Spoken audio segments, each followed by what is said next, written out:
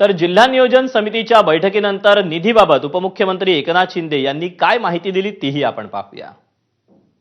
आता जिल्हाधिकाऱ्याने मी विचारलं, यावर्षी तुम्ही किती निधी दिलाय? बोले अद्याप कुणालाही निधीचं वाटप केलेलं नाही, आता होईल निधीचं वाटप। आणि त्यामुळे शेवटी विकासामध्ये आम्ही महायुती सरकार राजकारण कधी केले नाही, करणारही नाही।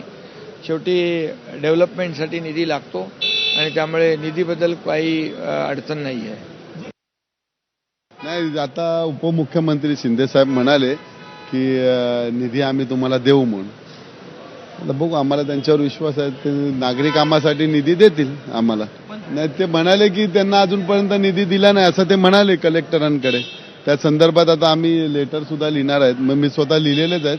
त्यांचा डिस्पॅच करून जेवढा निधी मिळाला तो खरोखर कामाला उपयोगी झाला आहे का, मी इथे पण ओपनली बोललोय की स्वतःचा विकास करण्यासाठी हा निधी नसतो, तो खरोखर झाला की नाही आम्हाला खातरजमाईत करायची जर मिळाला असेल तर।